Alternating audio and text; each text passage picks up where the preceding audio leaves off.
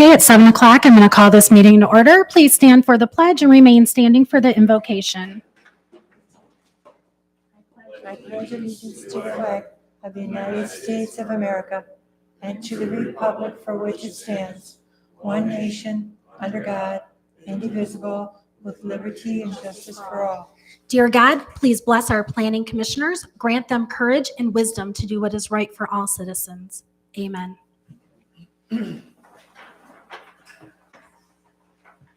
Okay, if we could just have a moment of silence to commemorate Patriots' Day for all of our fallen heroes.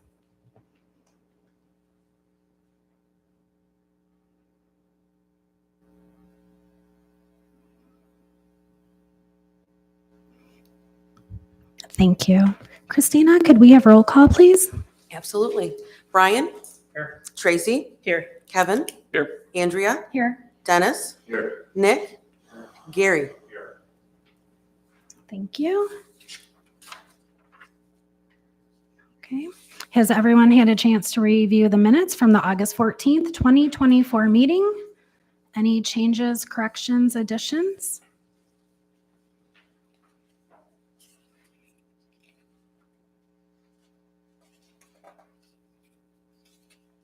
Excuse me, Andrea, but prior to that, maybe should we introduce Mr. Grossbeck as a replacement for Mr. Dodge? I was going to do it after the minutes. Oh, I'm sorry. Okay. I would entertain a motion to approve the minutes. Approve the minutes as presented. Support. Okay, moved and supported. Thank you. Motion carries. All right. I would like to introduce Mr. Gary Grossbeck, soon to be Township Supervisor. Gary is currently now going to be our liaison to the Planning Commission. Mr. Grossbeck. 3 months. 3 months. All right. Would you like to say a little bit about yourself? Well, about myself, for those of you who don't know me, I think most of you do, there's a couple that don't. And maybe the people on TV, if you could just. Born and raised in the city of Warren. City of Warren, moved out here in July of 1987. Retired from the Macomb County Sheriff's Office after 25 years. Was looking for something to do. The supervisor at that time, in 2000, I think it was 2002, Mr. Jim Rinke decided that he needed to step down and the township board was looking to replace him. So there was 4 of us that threw our hat in the ring, and I guess I was the guy that was victimized, so to speak, and they chose me. And I was supervisor for the duration of Jim's term and ran again for election, was reelected for another 4 years. And then Mr. Bowman decided that he would like to throw his hat in the ring, and I was defeated at that election, and I was off the board for approximately 4 years, came back again, I believe it was in 2012 as a trustee. So I've been on the board for a total of about 18 and a half years. Mr. Bowman has decided to step aside and retire.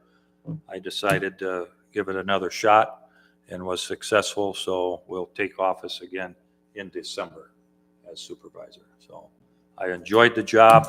I think I've got a little bit to offer yet, and hope to keep it light and airy and accomplish some things during the next 4 years. So that's my background. Thank you. We are so lucky to have you in Almont. Thank you so much. Okay, does anyone have any questions for Mr. Grossbeck? Oh, okay. All right, we'll move on to correspondence. So we have our land use, planning and zoning certificate courses through MSU. If anyone's interested, the township does pay for the training. And then we also have our Michigan planner, and it looks like it's featuring Grand Rapids. Okay. If I can add, the Citizen Planner online is very intensive and very thorough. I did that earlier this year. This one you mean, Kevin? Or Yes, sir. Okay. The planner, Citizen Planner, self-paced online, very very in-depth and allows you to go back and forth if you want to look into something. So it's do it at your own pace. And if anybody's interested in it, I found it to be very, very rewarding. So for the students in the audience, we require training once a year so we can keep our skills sharp and be the best representatives for our community. So laws and different things are changing constantly, so we all go back to school. All right.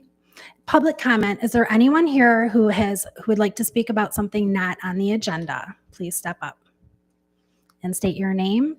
I'm George Tensha with Superior Contracting. We're representing Vintech tonight. They want to put on a small addition on one of their existing buildings. It's about 1,200 square foot. They need to move rather quickly on it. And we're kind of hoping to not go through the whole planning commission. I mean, the engineering's been done on the site 3 or 4 times. And it's just, can you see it? Can you make hide or hair of that?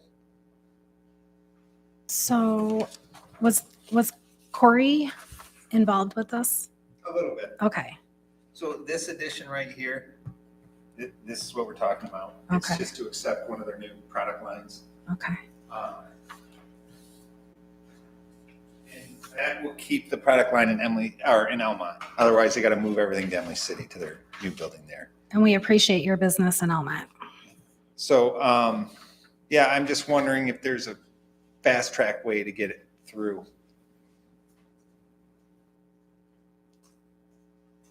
I would. So what's already been done, Ida? Applications? What is? No applications have been made now because Okay. you, as a planning commission, have to direct as to how you want to proceed with this. You did something similar with American Tree where you waived certain requirements. Also in the past, it's called the Golf, I think, building now on Van Dyke. Mr. Tenza was involved in a small addition on that building, which the Planning Commission also waived certain conditions because the project was very small. So it's up to the Planning Commission to decide if they want to waive certain conditions. But he still would have to come in and go through a public hearing because it is an addition to their site plan. There's going to be no parking lot improvements. There's no exterior lighting. The drainage stuff has been done years ago. We put a big addition on the back where we had to go through the entire site plan again. What size is that? The addition we put on, No, this addition right here that you're it's looking. 30 by 40. And then what's the material? It'll be the existing material, wood structured building with steel on the outside. It'll match exactly. It's pole barn style. Yeah, all those buildings are. Cement slab. Yeah. The cement slab is existing. It's what? It's existing. It's existing? Yeah. Okay. So basically you want to put up the walls and a roof. Yeah, put a wall and a roof over it, and then we'll punch a hole in the line. They got a new product line coming in for the Jeep Wagoneer, so it doesn't fit inside that building. Line match the building to the west or the building to the north? It'll match the building to the west. Continue. Yeah, when it's done, you shouldn't be able to tell it's done. The building's just going to come out another 30 feet.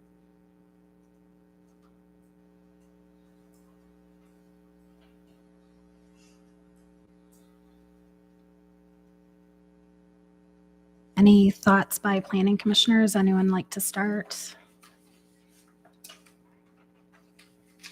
I'd like to see a write-up, George, a proposal more detailed than this. Well, yeah, no, Well, this that's is, what I'm saying. yeah. Rick Dutler was supposed to have me stuff today. but he just delayed me till Friday.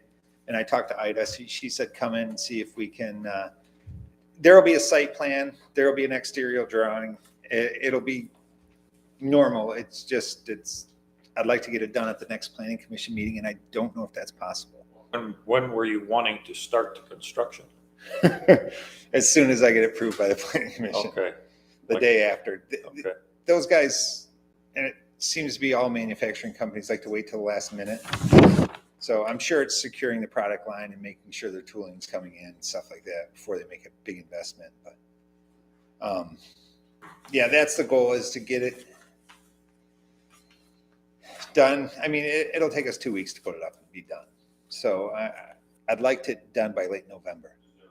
Going in there, or is that, It's going to work off the old heating system. I'm sorry? It's going to work off the old heating system. Okay, okay. So, I mean, it's just and heating isn't their big problem, because I think they're doing Plastic extrusions. plastics. Yeah. That's awesome. So you'll have electrical in there, no plumbing?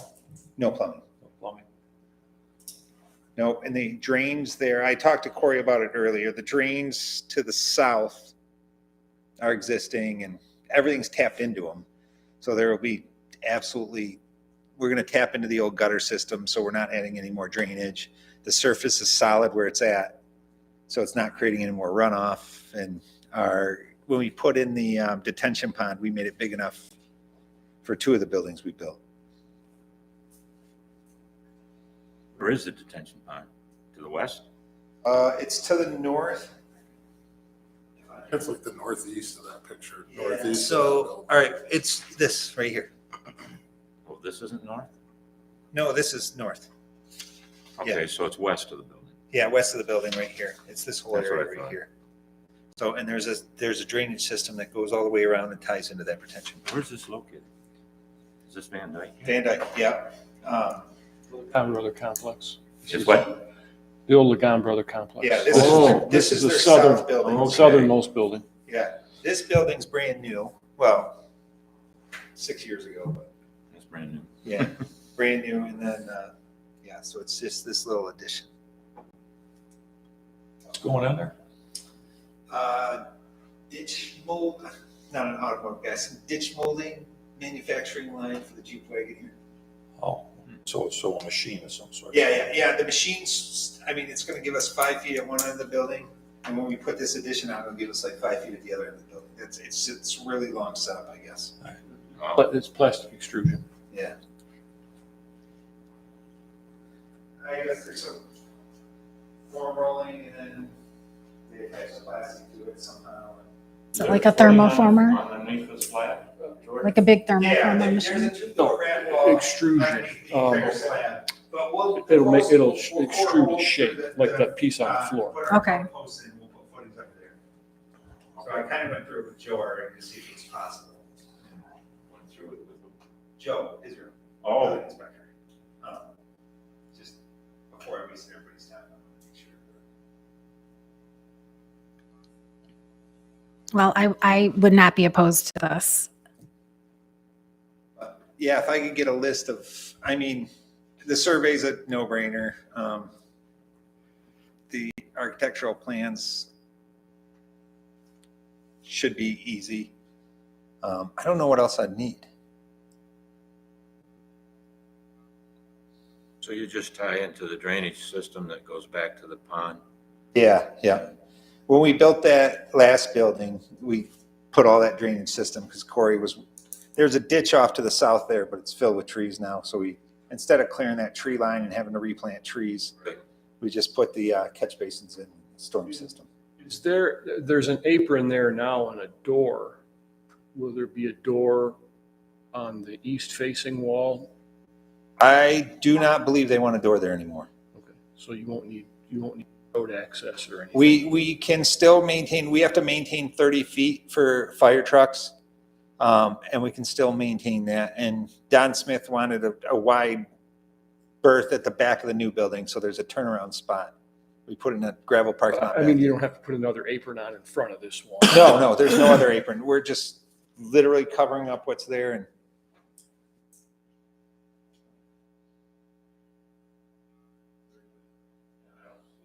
I don't either. So can I add a comment? Yes, please. Ms. Chairman.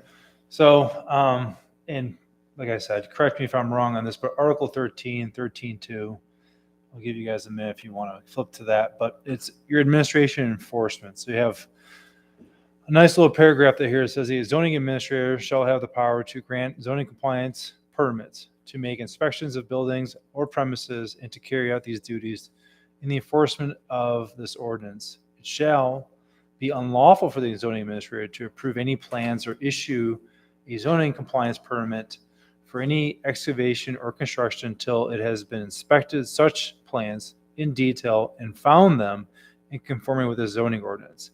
To this end, the zoning administrator may require that every applicant of a zoning compliance permit for excavation, construction, moving, or alterations or change of any use or the type of occupancy be accompanied by a written statement and plans or plats drawn to scale in triplicate and showing the following in sufficient details to enable the zoning administrator to ascertain whether the proposed work or use is in conformance with this ordinance. The actual shape, location, dimensions of the lot, shape, size, location of all buildings and structures erected, altered, moving, instead use of lot, signature and fees, so on and so forth. So there's a little wiggle room here to make sure that if nothing's, generally speaking, most zoning ordinances, but I can't speak for yours on that behalf, but if there's generally if there's only a certain percentage of increase or change to an existing site or a certain square footage, the lesser of the two or the greater of the two in some circumstances allows you to kind of address these small plans, whether by like a zoning permit or things like that. Now, I don't think you necessarily guys have zoning permits on file that you use, but this provision in your administration enforcement is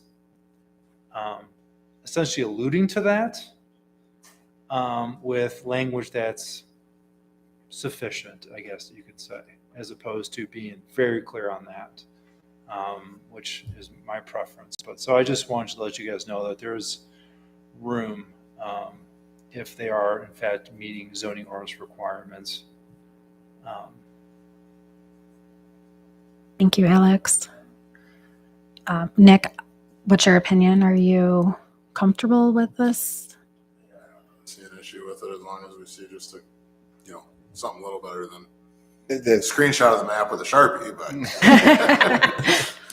Oh yeah, I was on the agree. phone till Tracy. 6:40 waiting for this email to come in when he finally called me back.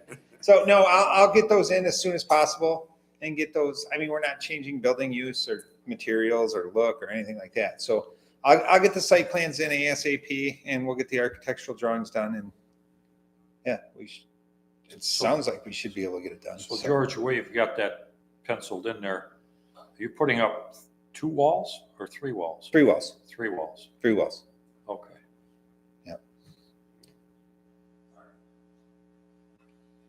Well, actually, hold on. I might have misspoke. It's like 2 walls It and a depends roof. on what the Oh, what do I? architect draws. So I want to actually, this is what we were talking about. I want to actually connect to this roof. Okay. So see how this peaks Right. going to line out? Right. And I wanted to connect to this little roof there. Okay. So but it depends on the architect drawing it up. I don't think I need, You may only have 2 walls. Then. yeah, I may Okay. only have 2 walls. All right. Anyone else? Yeah, and I think it'd be helpful to have a description of what you just talked about, George. Yeah, yeah. And to Kevin's point, the roof line, that seems to me, it might get complicated. Yeah. And what is the height are we talking about here? Because it looks like one building is lower than the other. Or the roof is. The roof lines actually match. I know it doesn't say that, but that little building, we'll catch that little building right at the roof line, right at the peak. Okay. We'll be able to catch that and just dress it in. The heights, the wall heights, we're going to keep exactly the same. The owner wants it to kind of not look like anything's changed when it's done. After that. Just a rock. So, Yeah, description, yeah, a little more description. but yeah, if it's possible, we'll put it into play and get the start spending some money. You talked to Corey about this, or is that because of the drainage issues? No, just the drainage issues. He's like, when you guys put that retention pond, you oversized it because they wanted to. If this line works out and it goes somewhere, we're actually going to take down one of the wood buildings and put a wider steel building up there. So the second building back will come down and be rebuilt. 1,200 square feet, really. Yeah, it's 1,200 square feet. And in their master plan, this building, the one we're attaching to, if this line's successful, they're going to widen this out. And there's no way to do it other than take down Where's this building. the property line is? It's 25 feet off the edge of this driveway. Oh, and the drainage is going this way, right? Yeah. The drainage goes, there's like catch basins here, Okay. here, and they lead over here. All right. So, all righty. All right. Thank you. Yes. Thank you for coming Madam in. Chairman, before we end, can we just have a recap of everything that he should bring to next month's meeting? Okay. To make sure we're on the same page? So we're going to have just a write-up that is maybe some bullet points or just detailed exactly what they're going to do, and then the site plan. I should have the architectural drawings done by then. Because I'm They're going going to to include architectural drawings. I'm going to need them for. So are these Ida, coming anyway. back to the planning commission or? Next one, I think, right? Well, I mean, what I read off that they could just work with the zoning administrator and the building department. to So make he sure that doesn't they're- have to come back with us. He can No, get I the mean, that's approval whole through point, it's IDA. not coming Okay. back, because if they're coming back, then that's technically site plan, but if not, you could make a motion to have that he meets, making sure that they're not, I don't believe they're meeting their setback standards, but just a basic a plan that shows what they're adding and that they are meeting all building department requirements.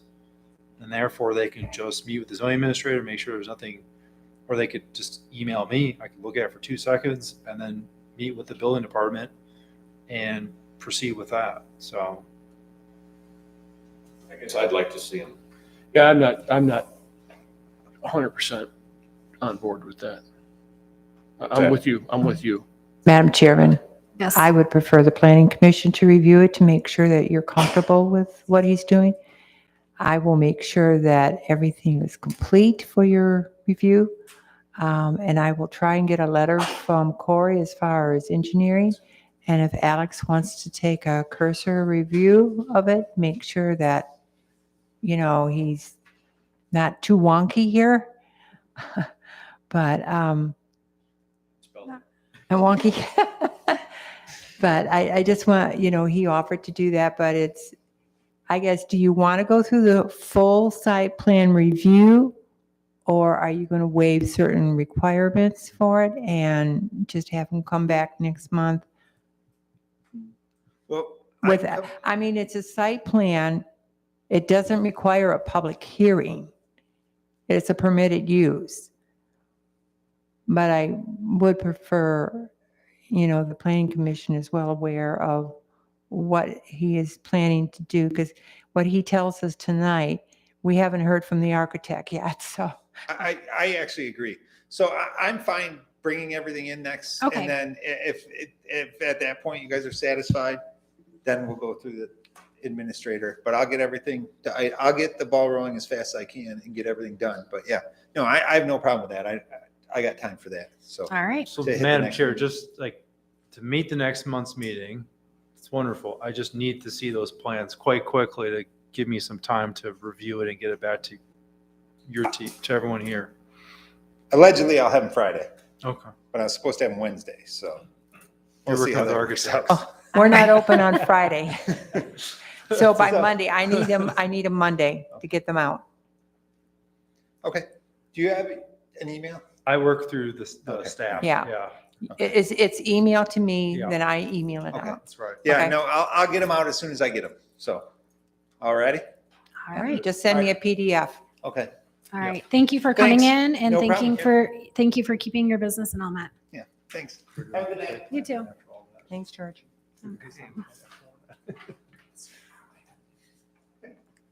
All right. Any late agenda items? I just want to throw out there, I know we've discussed citizen planner, MSU extension due to a fine job. if you really like planning, there is zoning administrator training 1.0 after that you would qualify.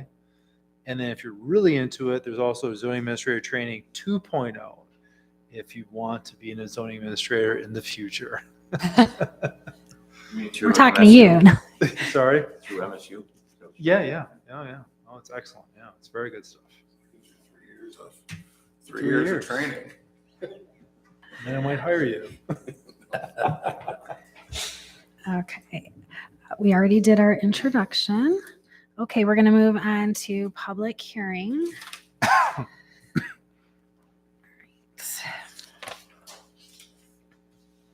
Okay, we're going to open the public hearing at 7:25 p.m.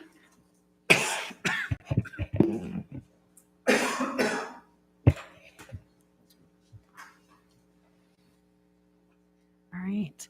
So we are here to discuss the proposed text amendments to zoning ordinance 39 as amended. The Planning Commission will be considering revoking Article 10, Section 10.5, approval of temporary dwellings by the Zoning Board of Appeals, and adding under Article 2, Section 2.34, temporary dwellings in emergencies.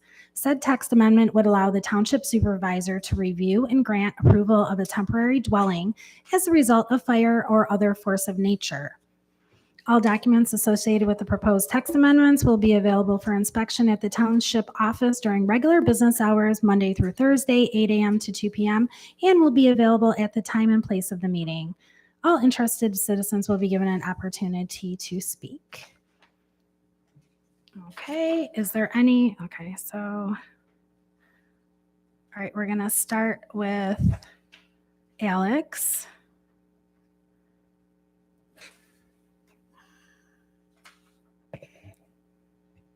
Do you have anything you would like to discuss with this?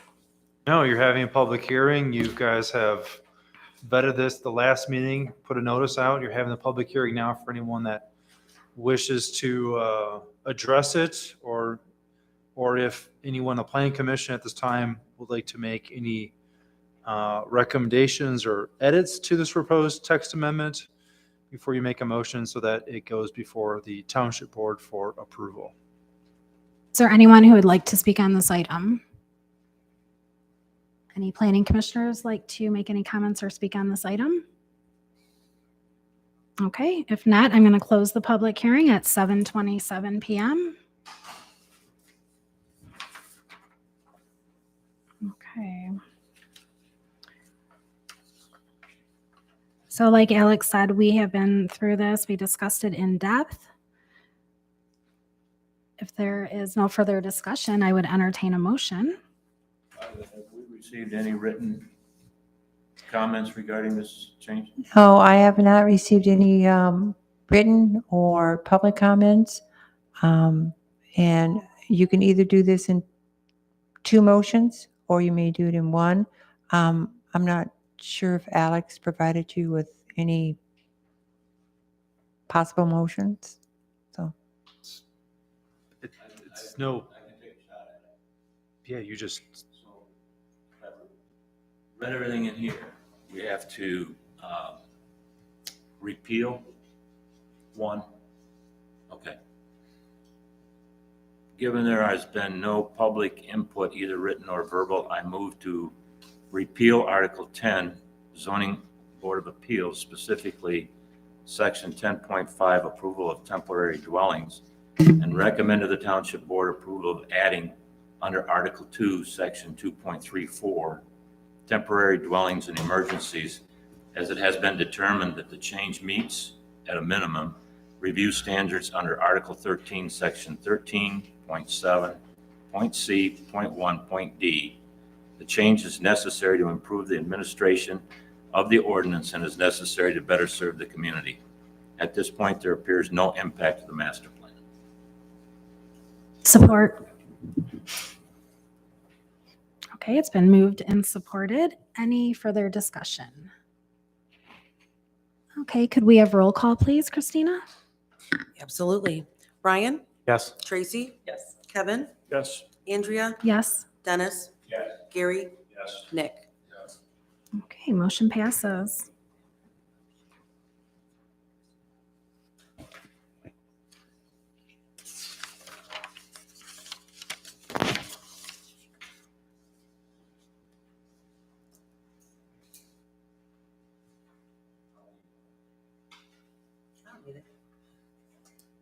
It's easy.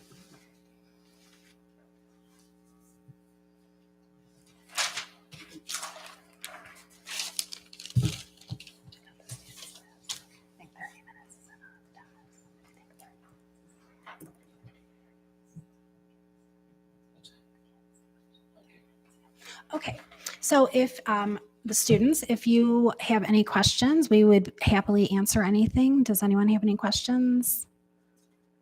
Okay, well, if you want to come on up, we'll go ahead and sign your sheets. And then we'll talk about our draft master plan final procedures. And you could just take your paper to anybody. Thank you.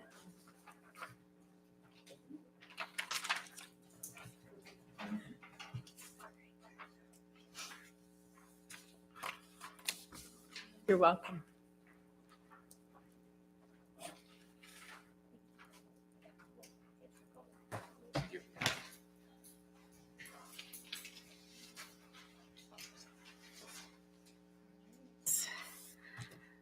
So we'll move on to draft master plan final procedures. So I have a quick question first. So what were the determinants of what did the township board determine on Monday? Would they be assuming responsibility or not assuming responsibility? Okay, I'll read you the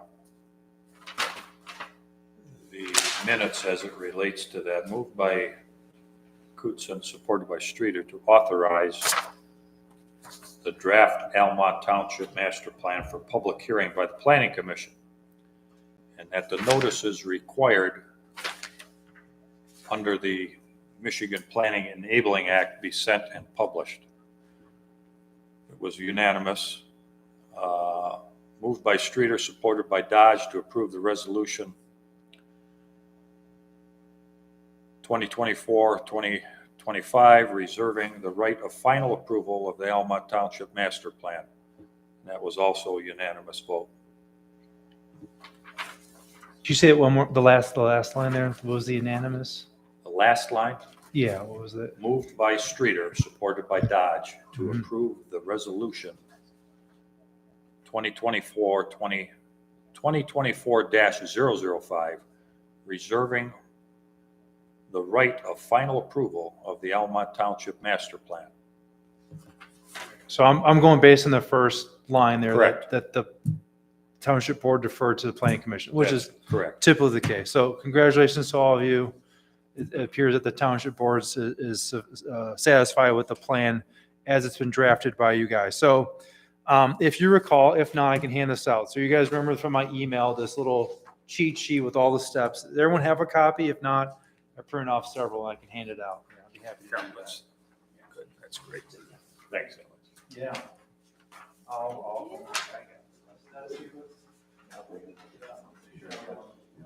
I'll take one. What's the mean without me handing out stuff, guys? That's right. Thank you. That's what I told you.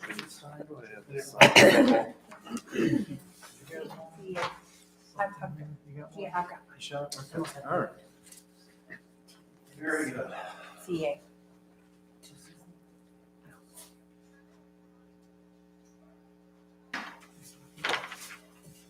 So now that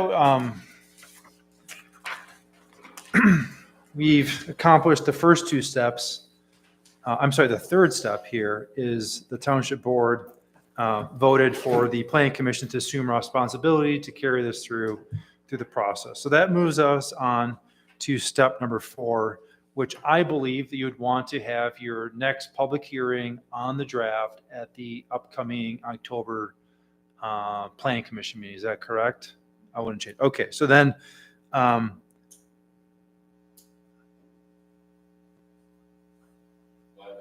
yep. Sure, go ahead. In your step 4, 42-day review requirements, you have October 2nd. Yeah. So it's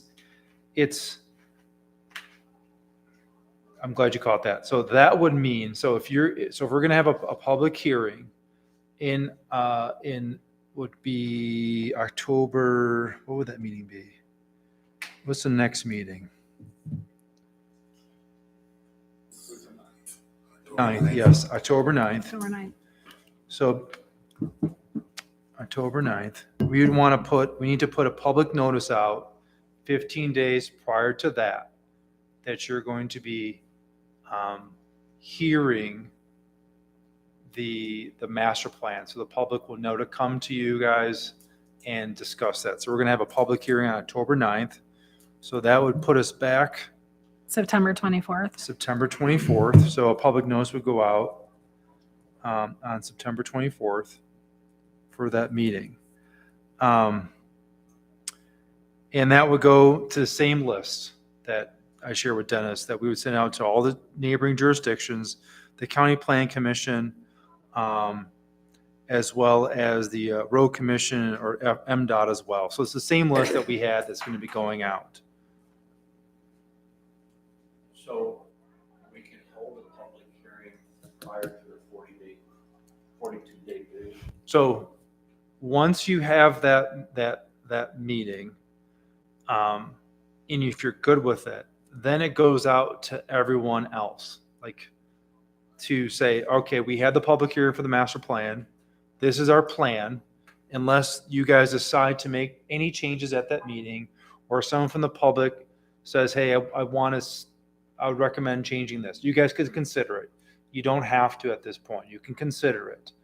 From that meeting, then you would have to give the neighboring jurisdictions and everyone else on that list a minimum of 42 days to review. After the public hearing. After the public hearing. It would go out to them after that. They would get a copy of it. You'd mail it to them. You have 42 days to correspond your comments, generally like written form or whatever it may be, back to you guys. And the county would review it as well. And so from 42 days from there, that puts us back to, let me do my math here. December.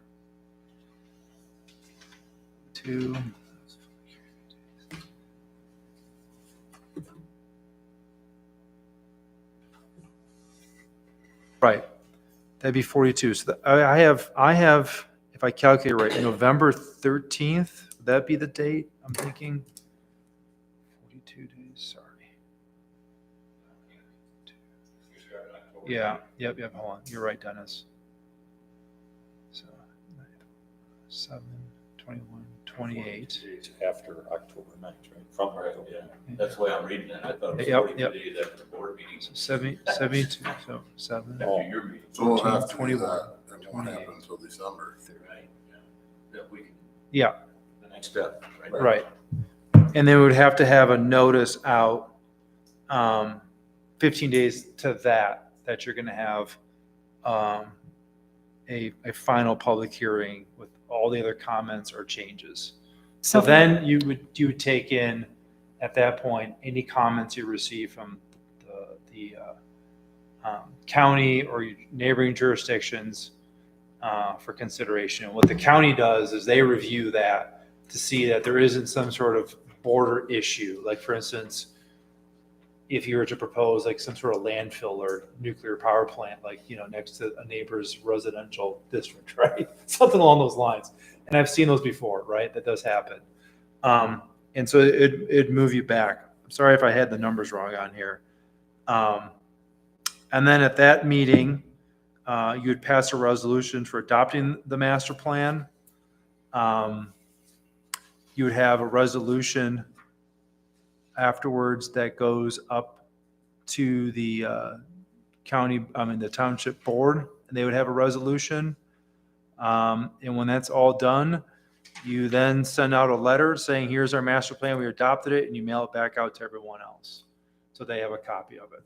So the township essentially would adopt it in their January meeting.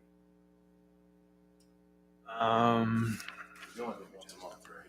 Yeah, once a Yeah, month. so It'd be ours in afterwards. December is after the township meeting. Yeah. It's just a formality. It's just state law. It's the way it's timed out. And Monitors it.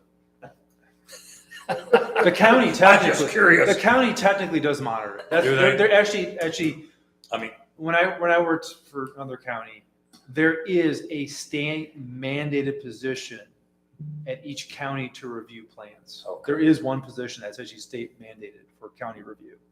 So that does happen. I mean, how often is there a kickback, if any? Just curious. Not often. not I mean, often. I like I said, I've only in 20 years I've seen one comment about a proposed use neighboring that wasn't compatible with something that was causing kind of a public health issue. Yeah, I don't think we've ever had an Yeah. issue though on our prior. I just don't really anticipate, because you guys are proposing anything other than residential neighboring your neighbors. So I just can't see, other than someone saying you guys are too quiet over there.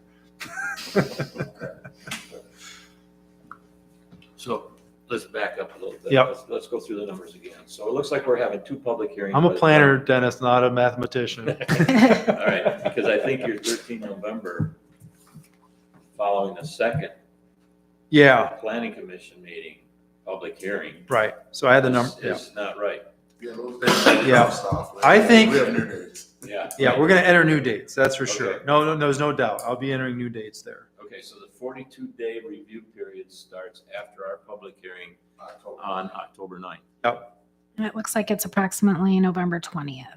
So it would take us to the December. Yeah, I was So- a week off. December. So our Yeah. December 11th meeting, then they need to post that public hearing 15 days before December 11th, which would be about November 25th, 26th. I was, That date, I would do it by Monday, the 25th for that posting for the public hearing. 42 day was the. The 42 days, November 20th, yes.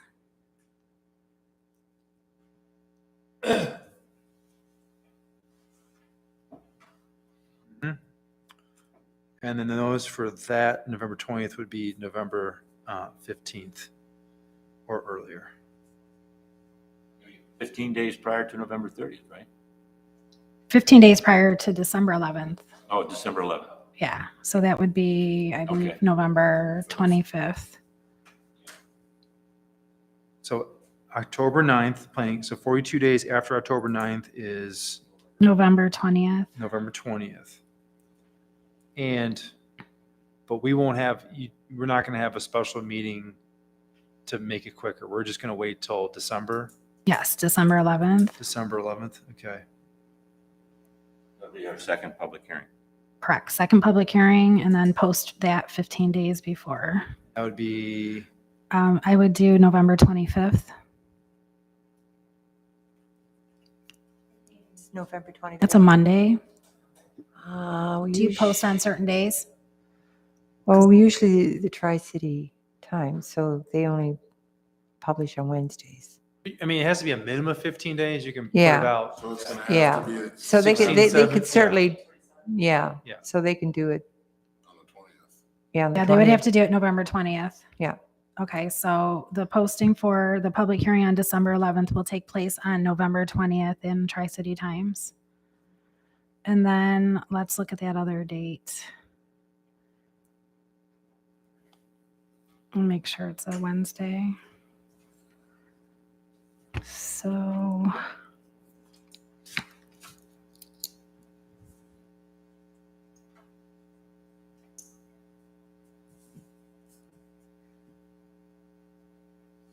So the October 9th meeting needs to It- go. it will be exactly 15 days, including the day of the 9th and the day of the 25th. So 25th? 25th, September 25th. So publish September 25th for October 9th and publish November 20th for December 11th.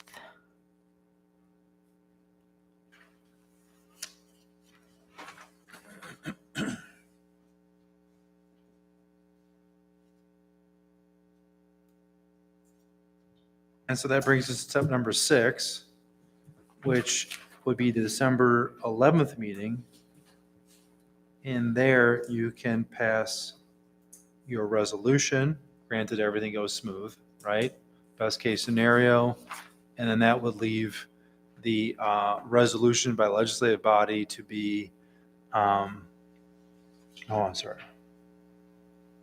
Nope. So there's no legislative body at this point. I apologize because they did not assume responsibility. So cross off number 7. That's all done with. And then after that meeting with the resolution in December, we can mail out everything, the final copy to everyone. Excellent. Thank you.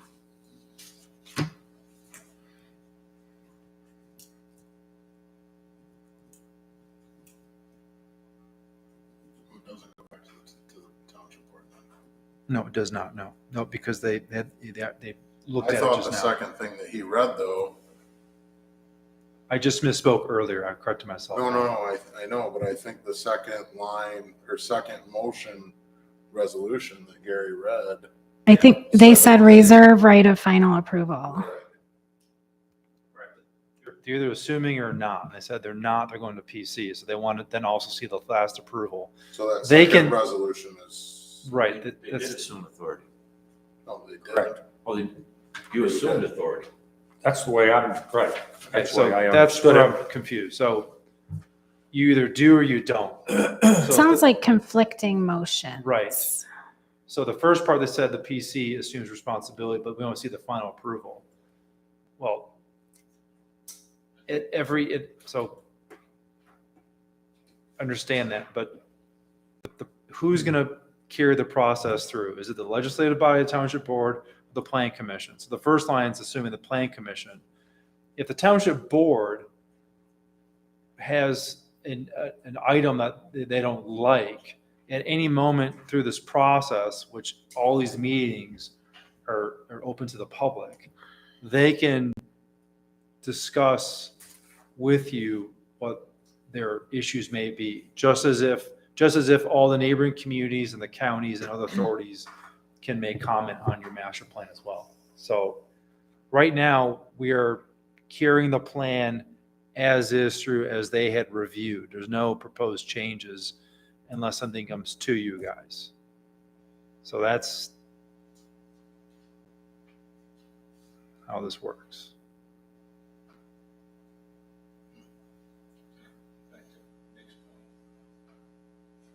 It does not go back to the township board. No. The township I was board, confused on their second. that's why I was a little confused They with do the, seem conflicting. The way it's reading, unless the minutes were, Well, let me, one was a motion and one was a resolution. Correct? right, correct. so in step number 7, it talks here about Well, coming back to the township board. resolution of adoption by the legislative body, if legislative body assumed authority in step number 3. They did not assume authority. So that's where they may have gotten that from, of saying, I can't speak for them, but perhaps that may have been the confusion. So at this point, the process is going to be completed and finalized through the planning commission.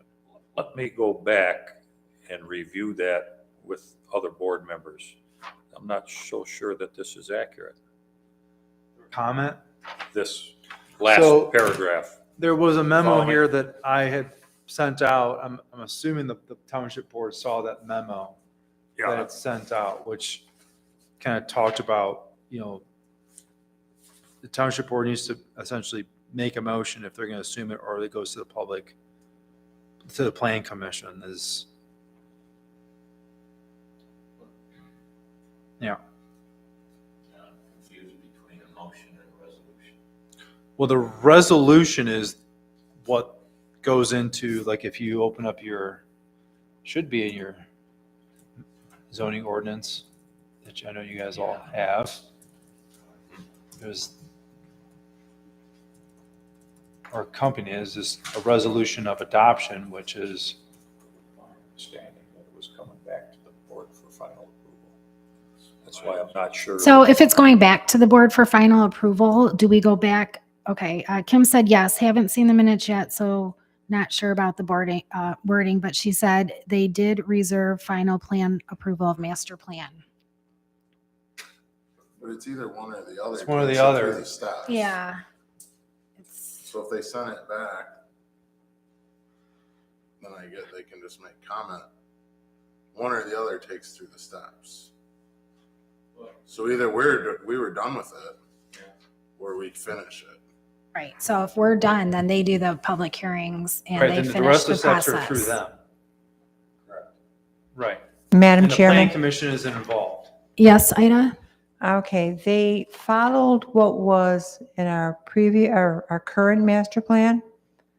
So there is a resolution of adoption. They were supposed to have that. And because I'm just going by what the township did, not what the village did. There was a resolution to adopt, whereas the Township Board established a planning commission to prepare plans for the development of the township, and whereas the Township Planning Commission has prepared a draft. Did he read that? Gary, do you remember if he read that? Well, I'll read it back to you. The resolution was moved by Streeter, supported by Dodge, to approve the resolution 2024-005, reserving the right of final approval of the Almont Township plan. Okay. Almont Township master plan. The way I'm interpreting that, and the way I understood that Monday night, is it was coming back to the board for final approval. Now, Yeah, The so, motion before that sent it to the planning commission to finish. for the public hearing. That's the way I understood it. They kicked it back to the planning commission to hold. But I don't- For the I don't public think hearing. you can well, from the way Alex is explaining it, it's one or the other. The township board takes it and does all the hearings and they finish it. Or the Yeah. planning commission. She said does. that board is final approval. They want final approval on the board. So then they have to finish all the other steps. Right. It looks like that. So then all these dates don't matter because we're not doing them. That's the way I'm reading. That's how it would impact it, right? Right, that's the way I'm reading what Alex is explaining, is we either carry it out the rest of the way, or the township assumes that as of Monday, and we're done with it.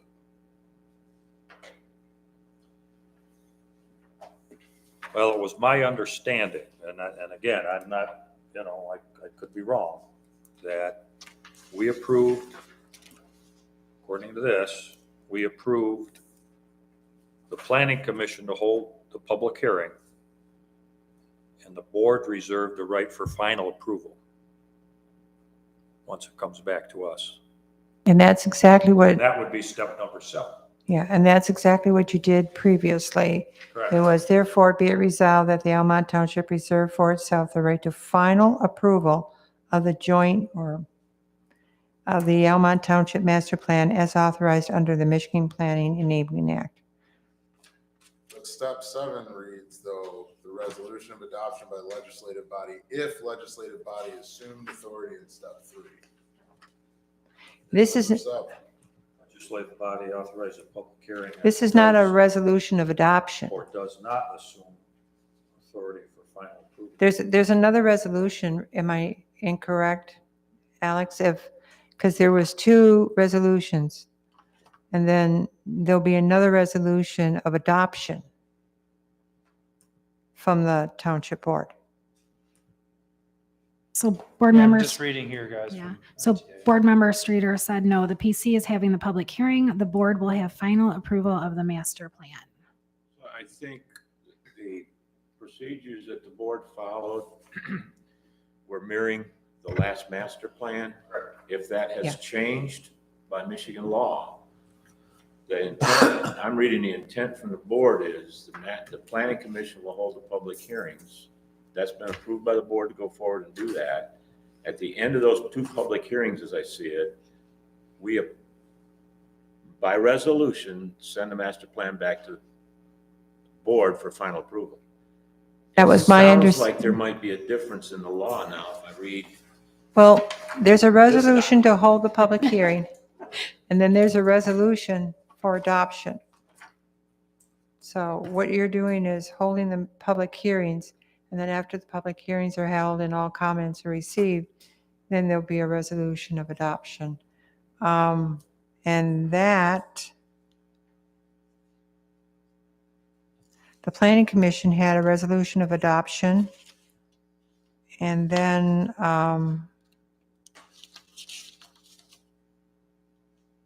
the township board had a resolution of adoption. So is it okay that we hold the public hearings, give them the resolution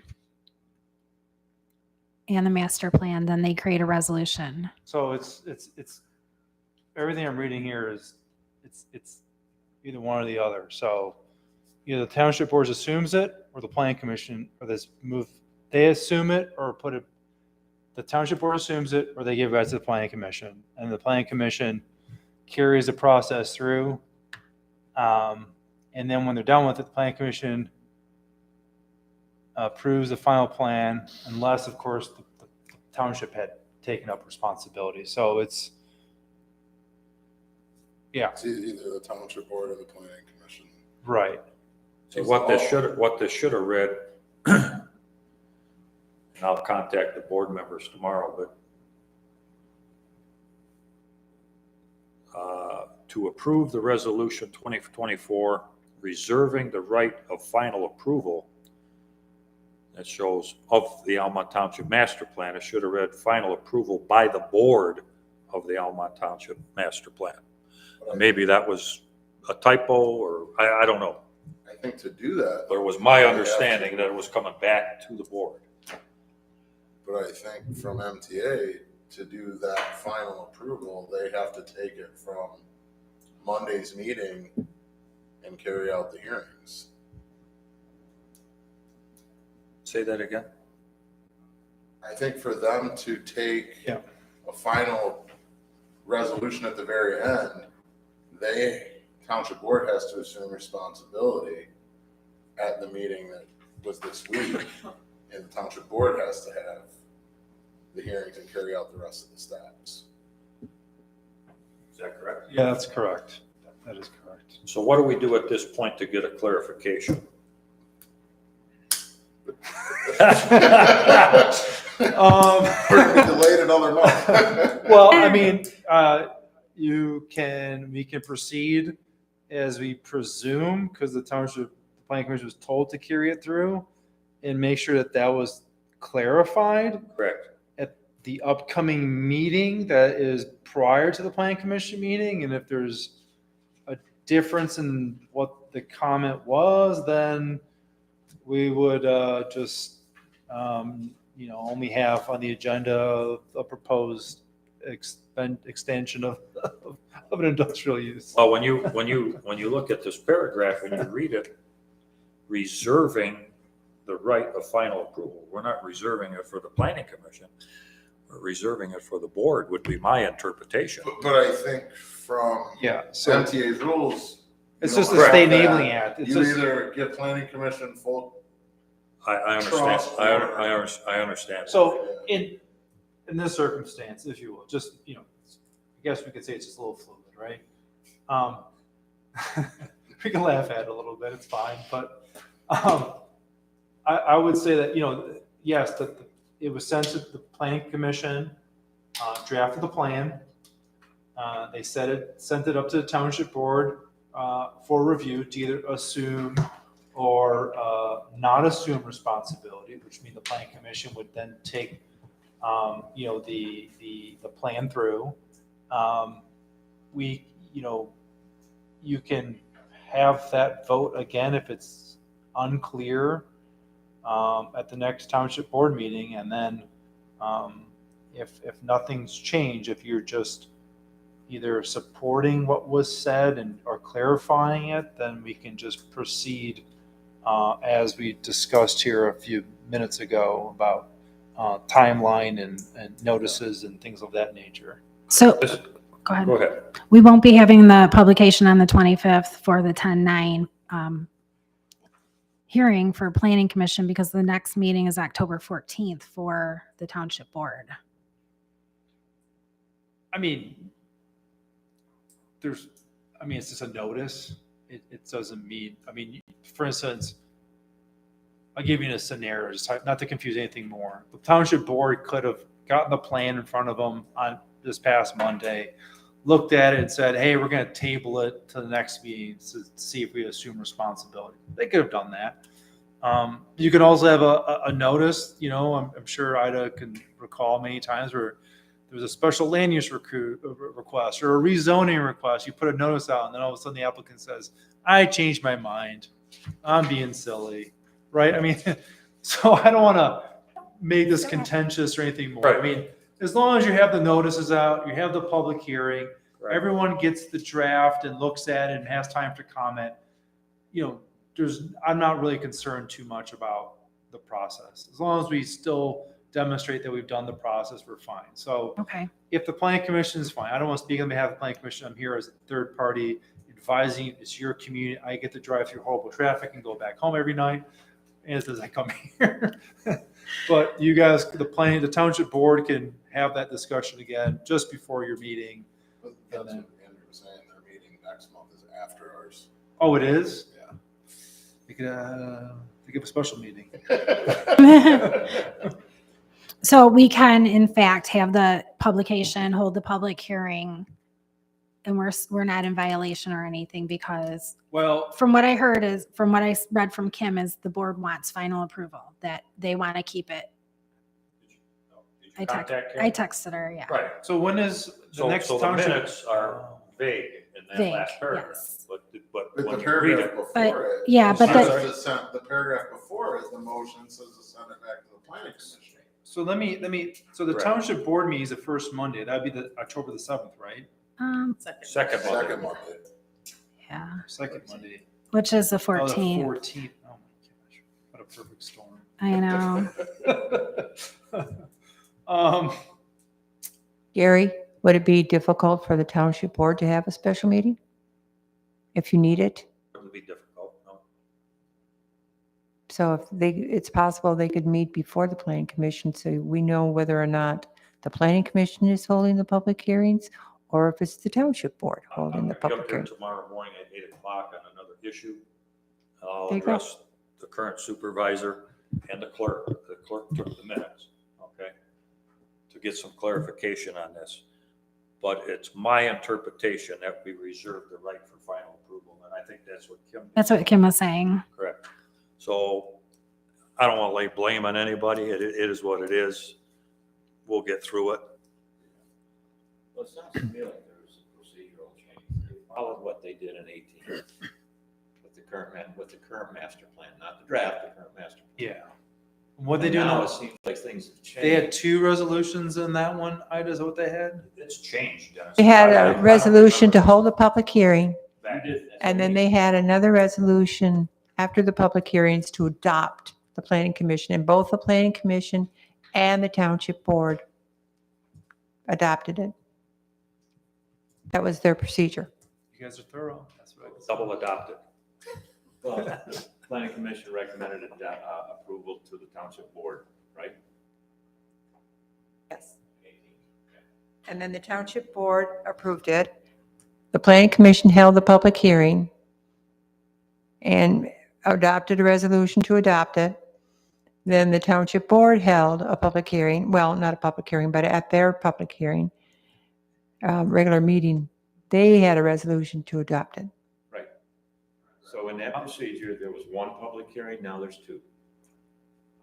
I don't get it.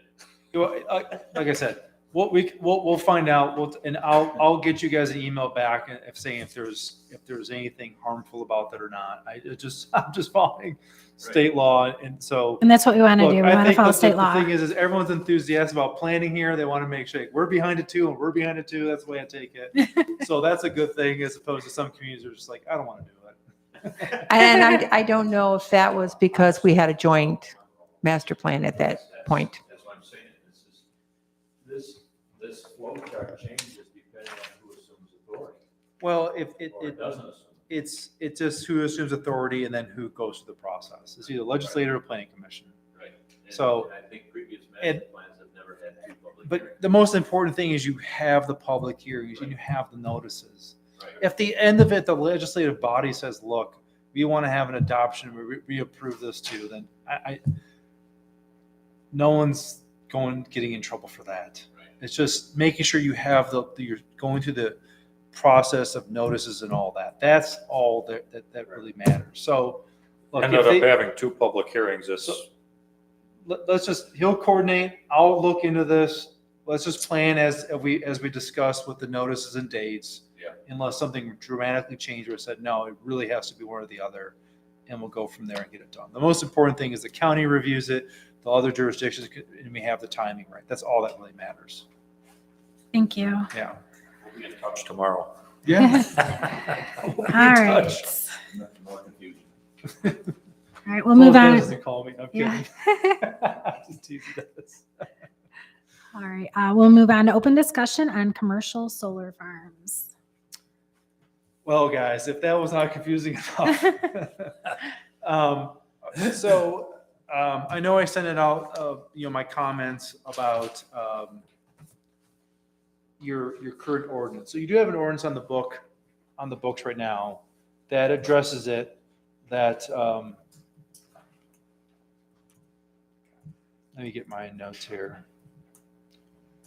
Like I said, last time I was here, not much has developed in terms of solar,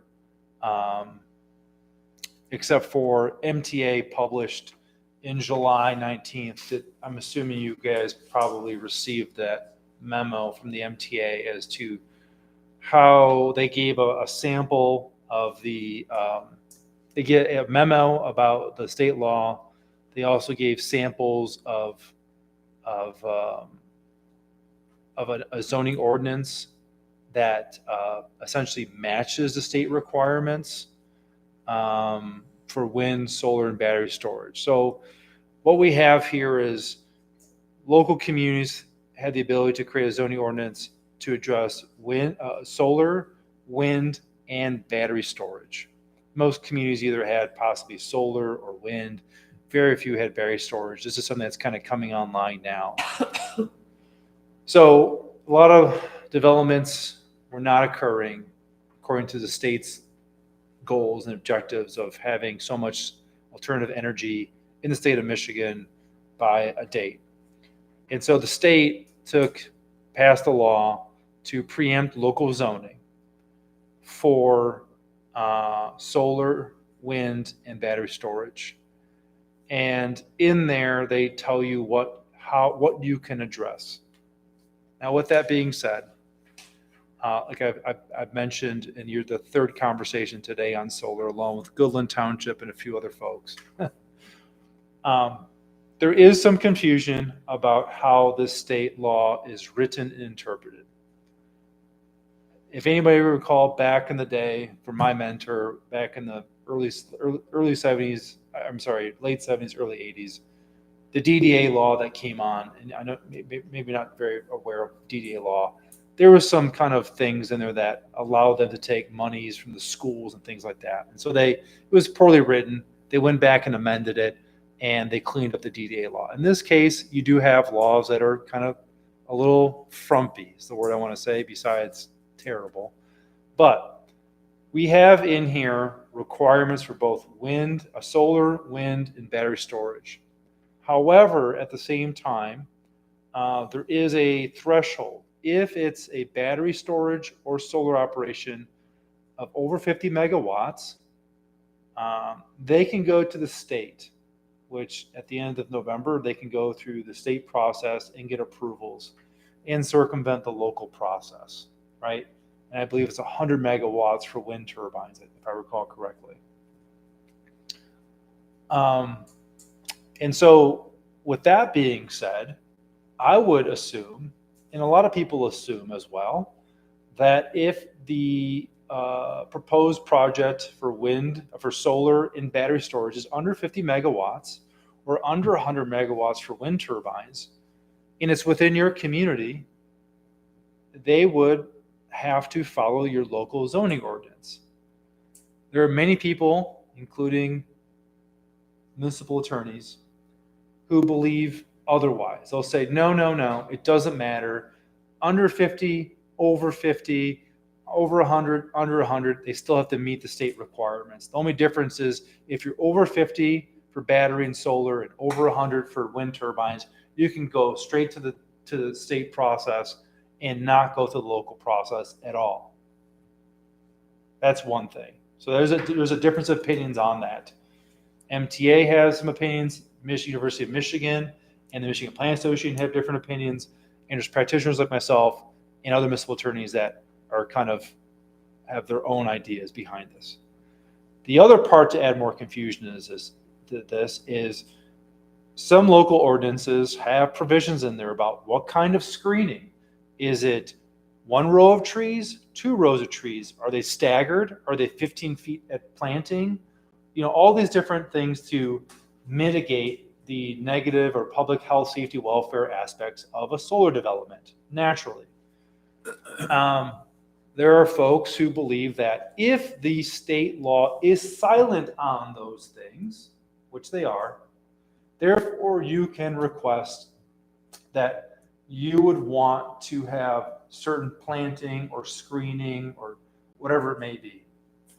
There's others, like the University of Michigan, surprise, who believe that if the state law is silent, you can't just all of a sudden decide that you're gonna dictate screening or other things of that nature, right? So, a little confusion there.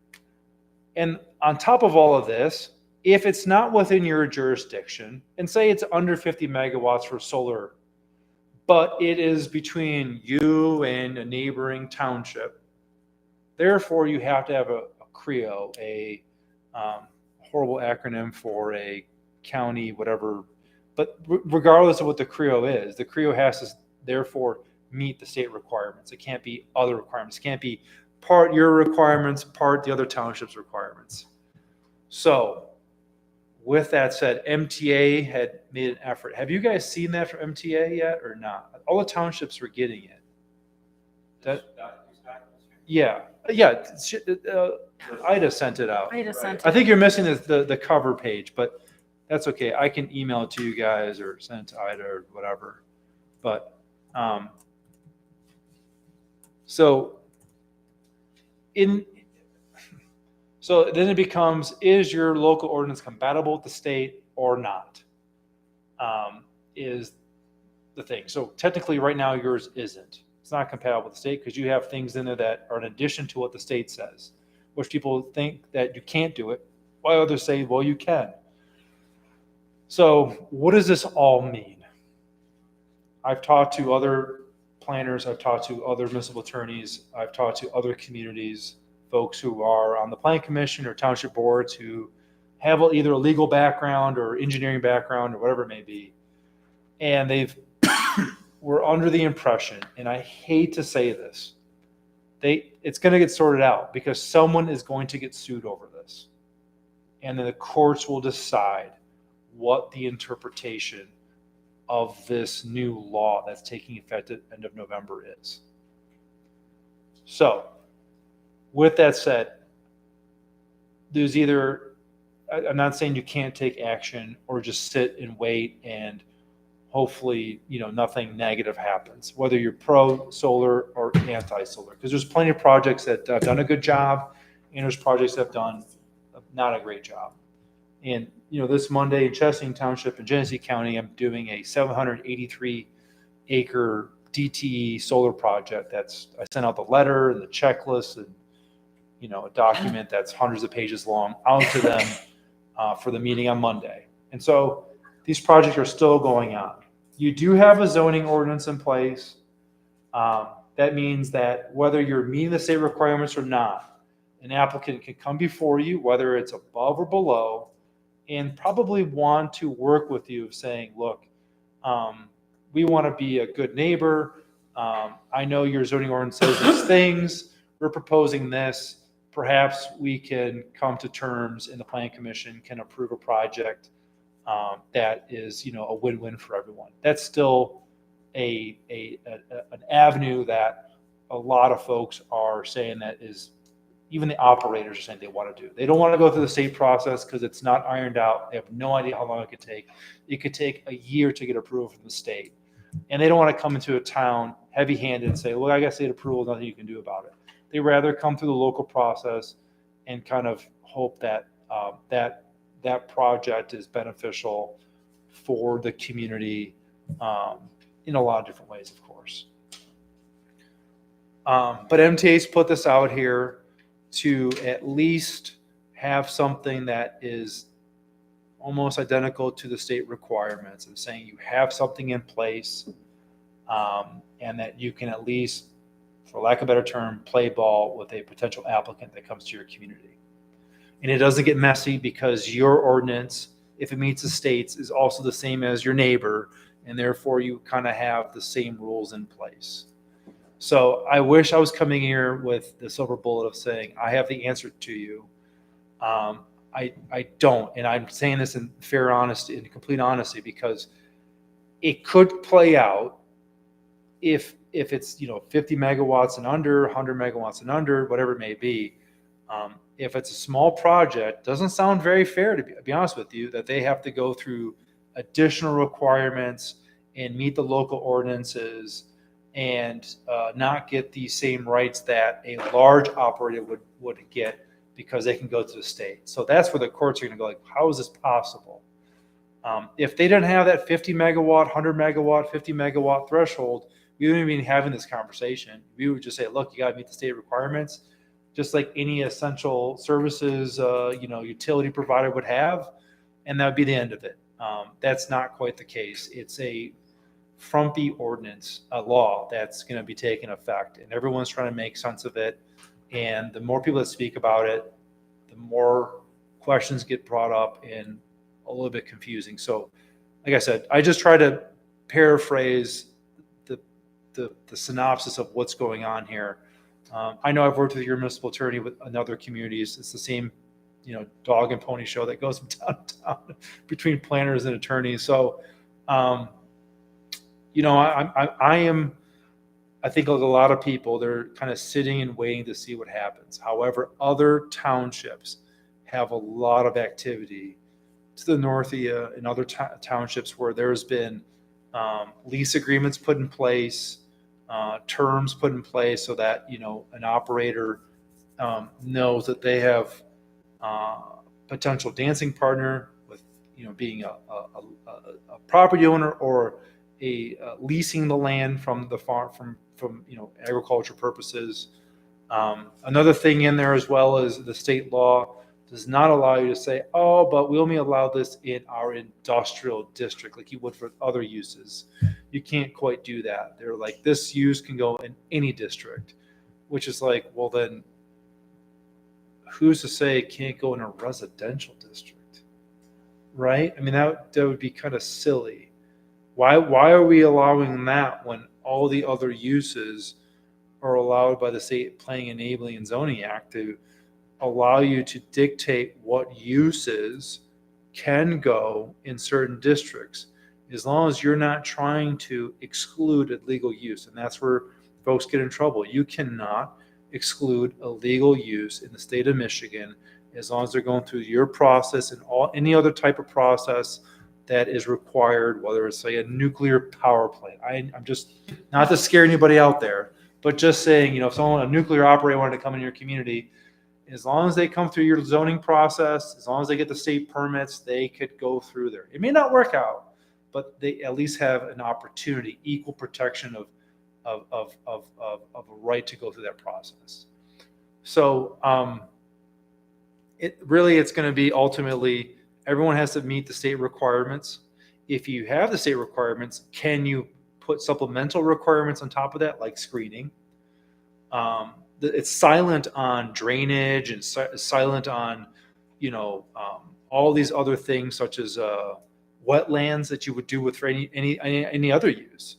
So why is this different? So there's a lot of questions here that get really deep into where this will go. And so it's my thought is perhaps the most protective, or I guess what's the word I want to say? Restrictive? Not restrictive. It's more like, just having your the most thorough process would be possibly having an ordinance that speaks to the state requirements for 50 and over, And then under 50, you have your current local ordinance, which has some deficiencies, but it's at least workable. And we'll just stay with that until perhaps, I mean, you already have a local ordinance in place, and that would affect 50 and under the way I see it, under 50. And then if they want over this X amount, they could work with yours, or they can say, no, I only want to work with what the state requires me to do. And you can either go with that or just say, then fine, go to the state. Are other communities updating or changing their ordinance? They had prior to the state law, I'd done a number of them. Marathon, Goodland, and a few others, like here locally, some others further apart. They're different ones. They kind of wanted different things. So they have, but now that this is come into play, everyone's trying to figure out what does this even mean. And so talking with your attorney, maybe a little bit different opinion than mine. If you talk to other practitioners or other municipal attorneys, they're going to have slightly different opinions. I would definitely reach out to the MTA. I kind of think that they're have a better grasp of it from the initial conversations going back to January, just when this thing rolled out, they dug into it. And I thought they had a pretty good understanding from the beginning of the process. And that's why they came out with this template that's essentially the state's requirements. The part of where Michigan jumps into in this whole discussion in the professional realm is, like I said, where the state's silent, can you do something or not do something? If it's under 50, can you have your own rules? They're saying, no, you have to follow the state. So there's these small little pieces that mean a lot as to how this will shake out. So like I said, I don't have, I wish I was the bearer of better news, but this is kind of the conundrum, if you will, that all the communities are facing right now. I guess to me, Alex, I don't care what the power is. If we're going to protect our community, we're going to look at the setback requirements, the screening requirements, the drainage requirements, all that stuff, the recovery, the gravel, all that stuff, regardless if it's 20 megawatts or 180 megawatts. I don't care. We know what we would do to protect the community. That doesn't change depending on the size of the power. I don't care. That just seems to me, it just confuses the matter. So why wouldn't, and I guess it seems you pointed out a lot of things in here in your document. That was just a quick look at it. That was, I know, yeah. and it points out some weaknesses and some. Yeah. So I think an applicant is going to look at a local community's ordinance for whatever it is, a solar or wind or whatever, and take the path of least resistance. They're not going to want to go to the state.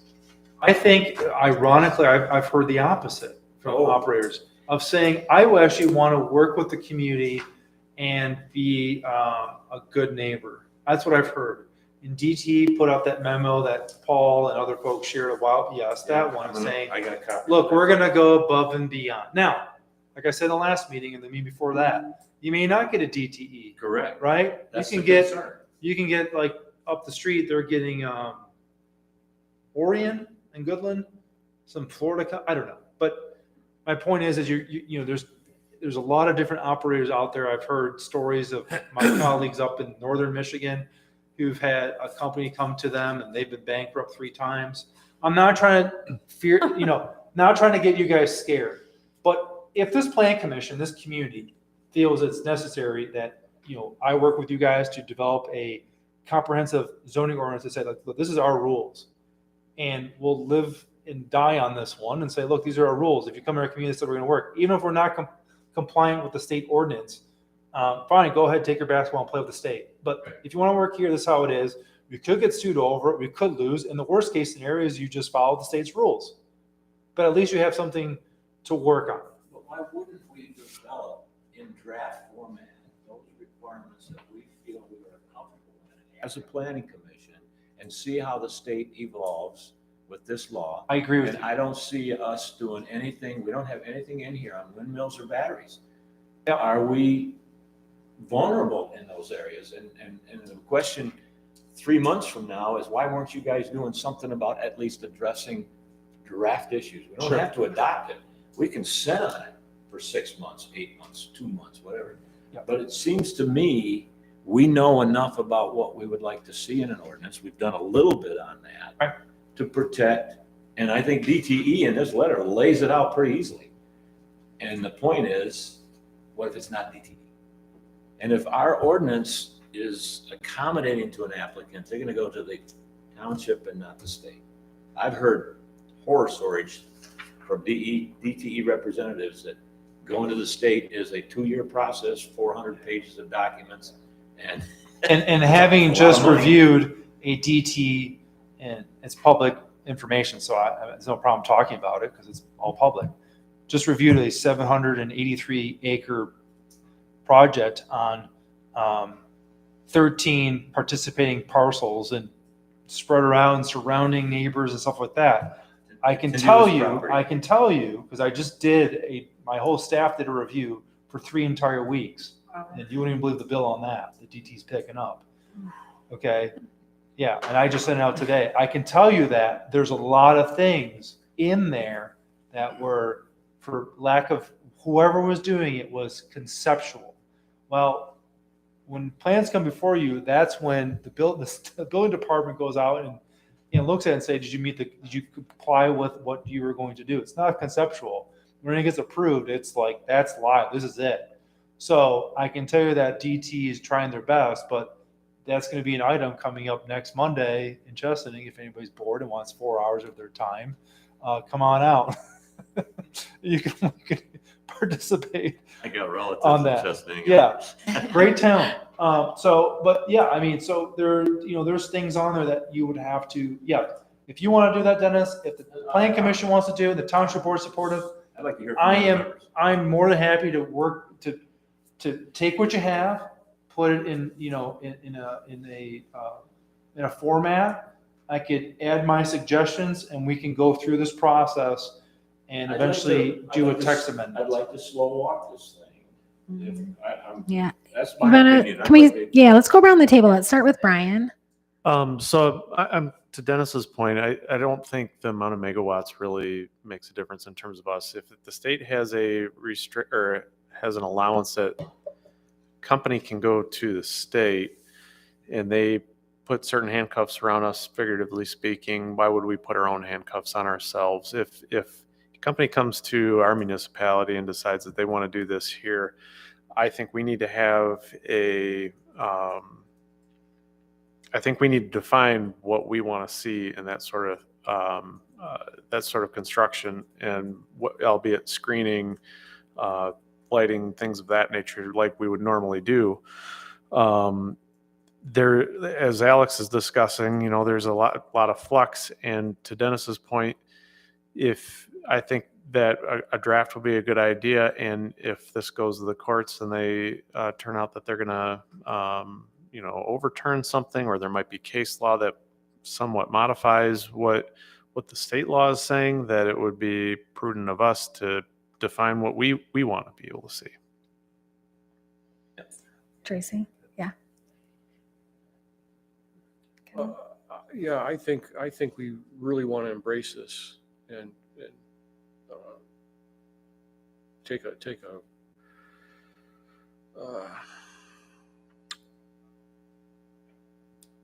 be in the forefront.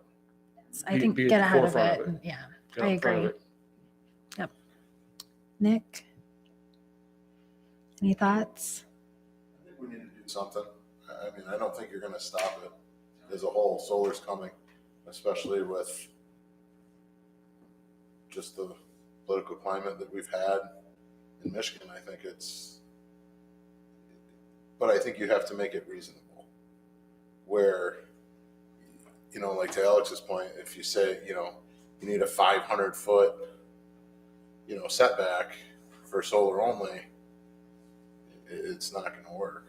I mean, as much as you don't want to see it everywhere, I don't know if we have much to worry about as far as wind goes, just because I don't think we have enough open acreage like they do in the Thumb.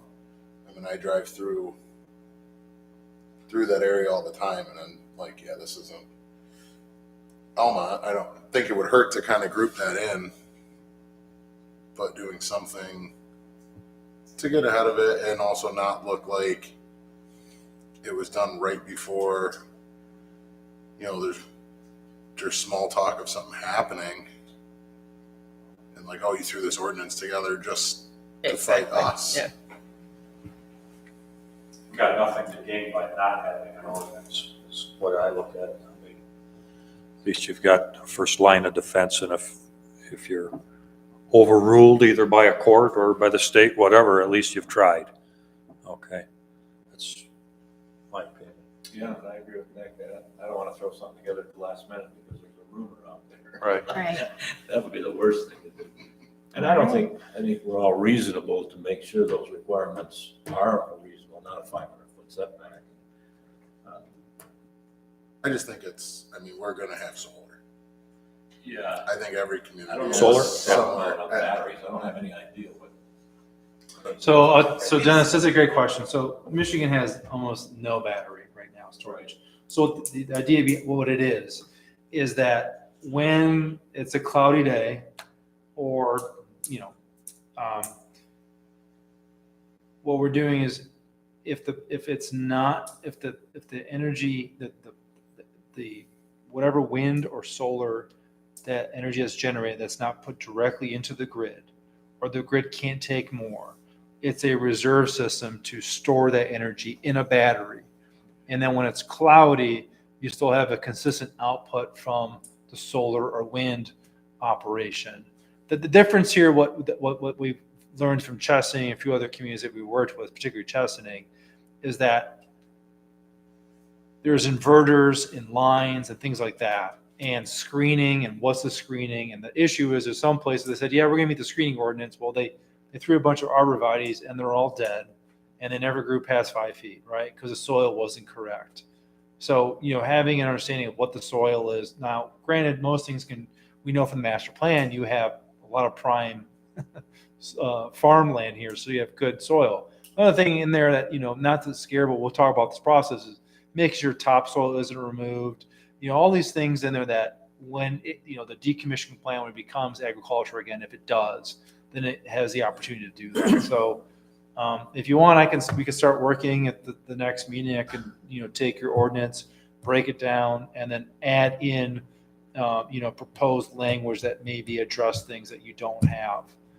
So that, what sections that would be, so that you guys can start looking at it and fine tuning it to what your community wants to see. And then It seems like that Kevin and I went over to the DeMillie plant over in Lapeer. Yeah. And we got the DTE side of none of the residents. I think it's only on one side was residential, but they really didn't have any problem that even paid much attention. Once since been in there for a couple of weeks, the residents didn't seem to have any. That's the DTE. Yeah. So it almost is a model, if you will, and this pretty much lays out what they did over there. The setbacks, the drainage, the screening, the whole ball of wax, the recovery plan, the access, the fences. It's almost a model. That seems like that would lay our draft out pretty easy. And I agree with Nick. I don't think we are suspect that we would have wind or solar, or rather turbines or wind turbines here. But again, yeah, you see them up in the thumb because there's wind up there. All right. Well, that sounds good. So we'll start working on that. Get that on the books. At least a draft that we can either adopt or sit on. All right. So are you good, Alex? Do you have any other reports you want to give? No, just for those reports, Michigan Plan Association conference at the end of the month, as you guys know. If you look on the Michigan Plan Association website, there's some trainings coming up for this year, but a couple of them are virtual, about like safe routes and walkability for kids and things like that. So, just things out there that aren't in, northern Michigan or other places that you guys can join or get on online and virtual and do that. And obviously, citizen planners there. for those who are interested. Just got one more question, Alex. Have you, the sign over in Lapeer is DTE in cooperation with the city of Lapeer. So the benefit to the city of Lapeer is they're leasing city land to DTE. So the city has gained a benefit from implementing that solar.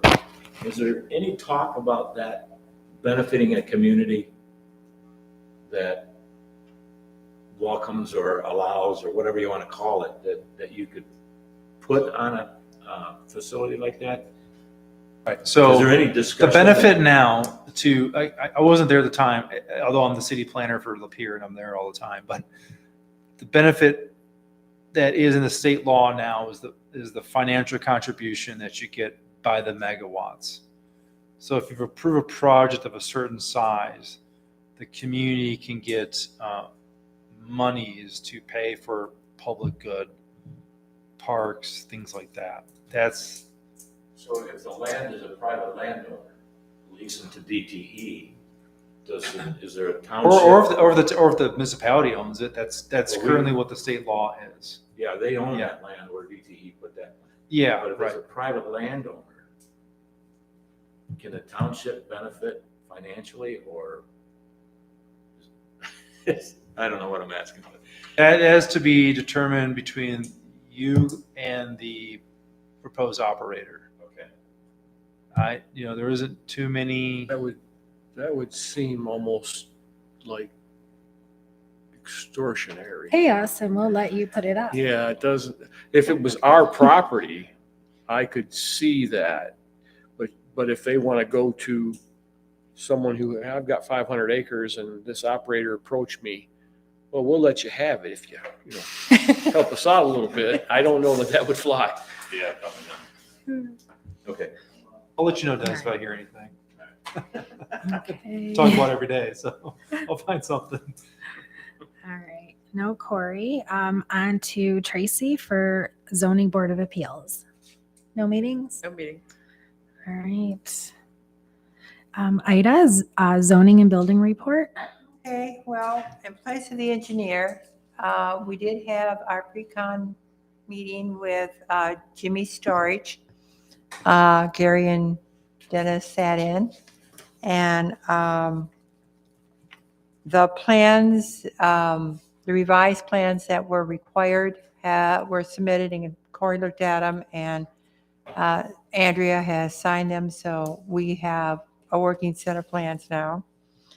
And on the ZBA, one of the members, Clay Stroop, he is moving from the township into the village. So as of the end of this month, he will not be able to sit on any ZBA meetings.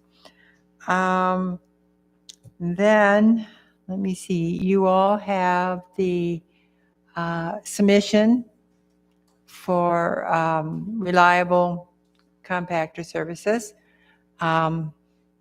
It's been a struggle to get it all there, and I'm still missing the letter of intent, but at least there's enough there for you can start, and I'll keep working on the letter of intent from the applicant. Let me see. I think that was it.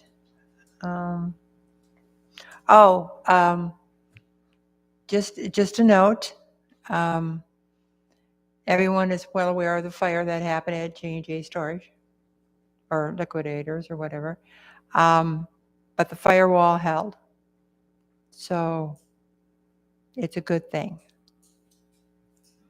So when you enforce your ordinances and your codes, it pays off. So talking about the solar, it reminded me of the marijuana. And we're all, we spent years trying to figure that one out until the state all settled down and came up with something that most people can live with now, although they're still having some challenges with it. So I think, you can have an ordinance that works well for your community, but is it enough? So I think you guys, I'm very sure that this planning commission will come up with something that will be what this community, you would provide protection for the community and also provide an opportunity for the applicant to produce what the state says they have to, they can. So anyways. Thank you. All right, Planning Commission general comments.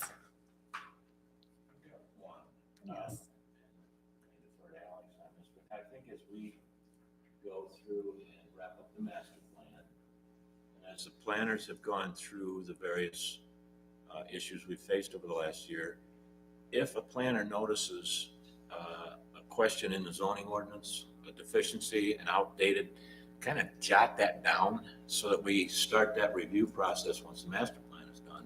I can think of a few off the top of my head that we really questioned during the review process, the site plan, special land use, so on and so forth. So if you're coming across things that really question you, let's try to jot them down and Highlight it. That's what I've been doing. Yeah, no, I think that's a good point, Dennis. I'm not taking a lot more time, but you're right. The sequence is you do your master plan, you have your vision document for the community, but then whatever the vision document is, what you guys want to see, you amend your laws, the zoning ordinance, to reflect the master plan, the implementation, the goals, things of that nature. So, I mean, your zoning ordinance for the most part is pretty good. Obviously, there's some things that we want to look over. And that would be the time to do a zoning ordinance update, and we can discuss that too here shortly, in the coming months of how we would, what that would look like. And that process, I could share with you guys how, as I'm finishing up 5 this. I think there could be some things outdated or things that are just not real clear.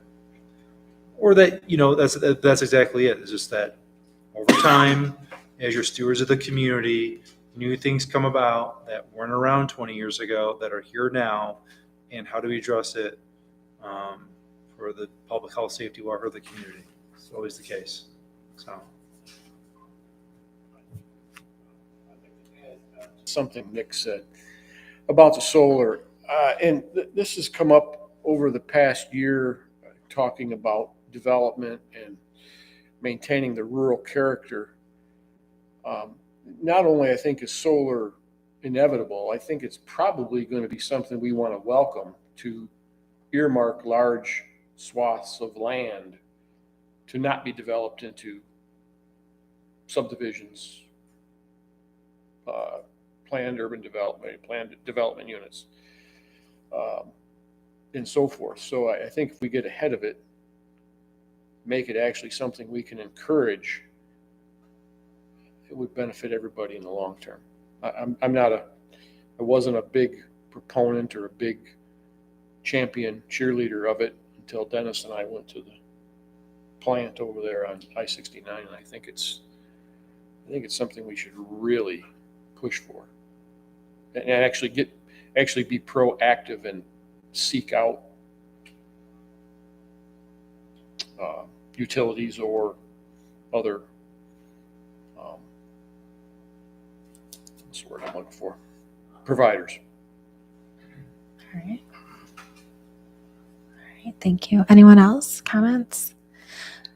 I have a final comment. Thank you, Christina. We are going to miss you so much. Thank you for your time and your service for the Planning Commission. You are absolutely wonderful, and you've done a great job, and you will be missed. So thank you.